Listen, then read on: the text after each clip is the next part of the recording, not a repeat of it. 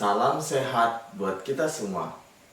Pada kesempatan kali ini, Pak Guru akan menjelaskan materi prasyarat dengan judul Sudut-sudut istimewa di kuadran 2 hingga 4. Nah, sebelum mendalami materi lebih lanjut, kalian harus menghafal atau memahami sudut-sudut istimewa di kuadran 1. Nah, dapat dituliskan seperti ini. Jadi, sudut istimewa di kuadran 1 ada 0 derajat, 30 derajat, 45 derajat, 60 derajat, dan 90 derajat dengan perbandingan trigonometri sin, cos, dan tangen. Semisal, apabila ditanyakan sin 45 derajat, maka jawabannya adalah 1/2 akar 2. Nah, bagaimana kalau yang ditanya adalah sin 120 derajat? Nah, oleh sebab itu kita akan lebih memahaminya dengan memperhatikan sistem kuadran. Pak Guru tuliskan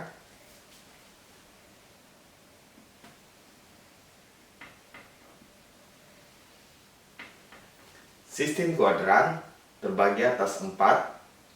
Yang pertama, kuadran pertama dengan rentan derajat dari 0 derajat hingga 90 derajat. Di kuadran kedua dengan rentan 90 derajat sampai 180 derajat.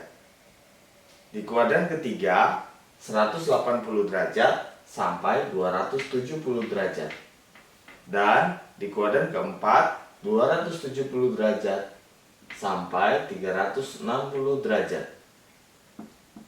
Ini kuadran ketiga dan ini kuadran keempat. Untuk sudut istimewa di kuadran 1 kita telah mengetahuinya semua nilai-nilainya. Dan bagaimana ketika yang ditanya di kuadran kedua? Nah, kita harus gunakan rumus 180 derajat dikurangi alfa.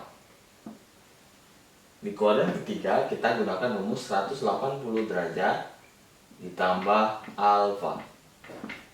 Dan di kuadran keempat 360 derajat dikurang alfa.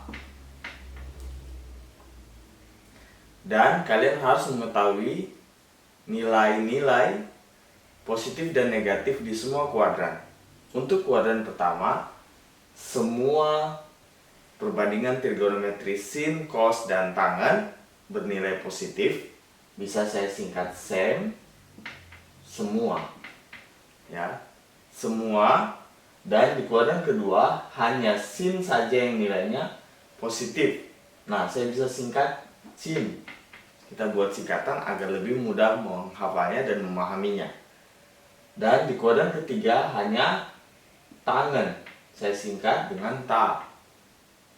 Dan di kuadran keempat yang positif hanya cos, saya singkat dengan ko. Nah, untuk kita menghafalnya, jadi semua cinta ko, begitu caranya.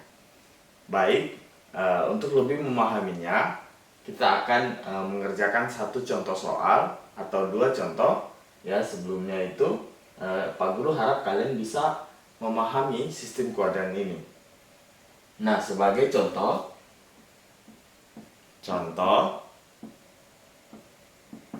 tentukan nilai dari sin 225 derajat. Nah, bagaimana cara kerjakannya? Terlebih dahulu kalian harus tahu 225 derajat ada di kuadran berapa. Nah, 225 derajat itu ada di kuadran ketiga. Karena rentan derajat dari kuadran 3 adalah 180 sampai 270. Maka 225 ada di kuadran ketiga. Baik, setelah mengetahui kuadrannya, kita gunakan rumus yang ada di kuadran ketiga, yaitu 180 derajat ditambah alfa. Maka dapat saya tuliskan menjadi sin dalam kurung 180 derajat ditambah alfa. Alfa ini diisi dengan 180 derajat ditambah berapa, yang hasilnya adalah 225. Ya, jadi 45 derajat.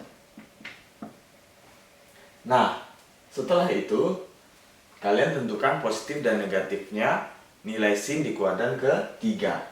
Nah, tadi Pak Guru sudah sampaikan bahwa di kuadran ketiga yang bernilai positif hanya tan dan kebalikannya.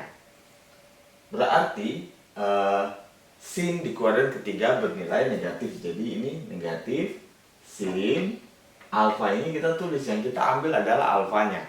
Ya, jadi 45 derajat. Gitu. Nah, sama dengan min sin 45 derajat. Nah, kita lihat di tabel kuadran 1. Jadi sin 45 derajat adalah setengah akar 2. Jadi, nilai dari sin 225 derajat adalah min setengah akar 2. Demikian contoh soal yang bisa Pak Guru sampaikan. Jadi pada intinya kalian harus menghafal atau memahami nilai perbandingan trigonometri pada kuadran 1 dengan sudutnya.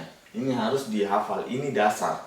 Lalu di sistem kuadran ini juga kalian harus tahu bahwa di kuadran 1 itu kisaran derajatnya dari 0 derajat sampai 90 derajat. Di kuadran kedua 90 derajat sampai 180 derajat. Di kuadran ketiga 180 derajat sampai 270 derajat. Dan di kuadran keempat 270 derajat sampai 360 derajat. Dan nilai positif dan negatifnya di kuadran 1 semua perbandingan trigonometri bernilai positif. Di kuadran kedua hanya sin dan kebalikannya yang bernilai positif. Di kuadran ketiga ada tangan yang bernilai positif. Di kuadran keempat ada cos yang bernilai positif. Dan dengan rumus-rumusnya, pada kuadran kedua rumusnya adalah 180 derajat dikurang alfa. Di kuadran ketiga 180 derajat ditambah alfa. Dan di kuadran keempat 360 derajat dikurang alfa.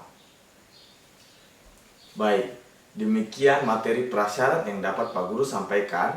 Ini akan berguna materinya pada turunan fungsi trigonometri. Sebab itu kalian harus memahami ini dulu. Dan setelah kalian pahami baru kalian bisa berkembang dan bisa mengerjakan soal-soal pada turunan fungsi trigonometri.